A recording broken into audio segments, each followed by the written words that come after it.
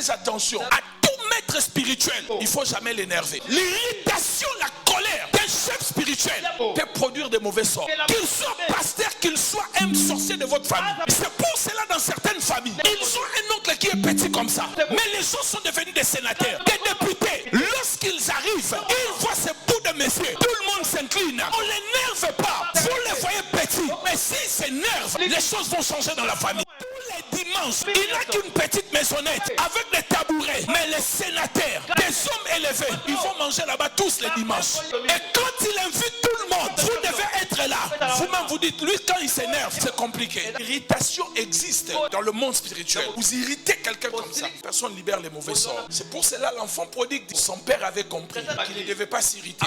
Il attendait son fils rentrer. Et pendant que l'enfant parlait, le père ne voulait même pas écouter ses paroles. Je me rappelle d'une histoire d'un monsieur qui a giflé son père. Son père est sorti dehors du village. Il a pris le sable, il a commencé à jeter. Et il parle en l'air. Il dit, n'entrez pas dans ces problèmes. Vous les esprits ne venez pas. Ces problèmes me concernent, moi et mon enfant. S'il n'avait pas fait cela, son fils allait mourir. Un enfant ne peut pas lever sa main contre son père. Ce principe est vrai spirituellement et physiquement. Ephésiens chapitre 6, enfants, obéissez à vos parents. Les parents spirituels comme physiques. Ainsi vous vivrez longtemps. La longévité est liée à la manière dont tu considères ton père, car c'est ta source. Si il te ressource, plus tu vas sécher. Le père a su cela. Et on a demandé à ces messieurs, pourquoi tu fais cela? Il dit, si je ne parle pas au monde spirituel, les esprits vont profiter de ma colère pour tuer mon enfant. C'est pour cela que quand l'enfant prodigue est rentré, vous savez, le fait seulement de donner les doigts à votre père, la Bible dit, celui qui maudit son père, sa lumière s'éteindra même dans les ténèbres. Ce que tu donnes à ton père, si tu le considères comme une offrande, Dieu dit, la Bible interdit cela.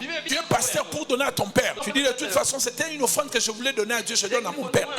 Pas comme ça. La sorcellerie existe, mais la loi d'honneur existe aussi. Le fait que l'enfant prodigue, il avait quitté la maison de son père. Il était déjà mort. Spirituellement, pasteur Rebecca, il était déjà mort. C'est pour cela la Bible dit, lorsque l'enfant prodigue est rentré, écoutez ce que le père dit au fils aîné. Voici ton frère qui était mort. Il n'était pas mort. Mais voici ton frère qui était mort et il est revenu à la vie. Le fait qu'il s'était mal séparé avec le père, l'irritation de son père pouvait produire la mauvaise chose dans sa vie. Ne laissez pas le vieux jour de vos pères, de vos mères soit gardé avec de mauvais souvenirs. C'est une mauvaise chose. Vous savez comment le frère de Joseph a pleuré en Égypte lorsqu'on a arrêté Benjamin? Il ne savait pas que c'était Joseph. Et il a dit, je n'aimerais pas voir les cheveux blonds de mon père descendre dans les séjours de mort avec douleur. Le fait qu'il ne voit pas son fils Benjamin, c'est moi qui lui avais demandé, ils vont partir avec Benjamin, je rentrerai avec lui. Il dit non, arrête-moi, mais laisse Benjamin rentrer. Parce que si je vois les cheveux blancs de mon père descendre avec douleur dans les séjours de mort, je ne pourrais pas supporter cette douleur. Faites attention quand vos parents commencent à vieillir. S'ils sont des sorciers, la loi d'honneur existe.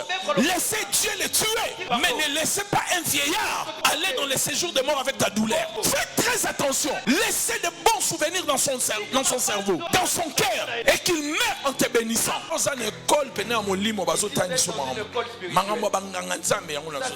Quelqu'un me dit amen bien.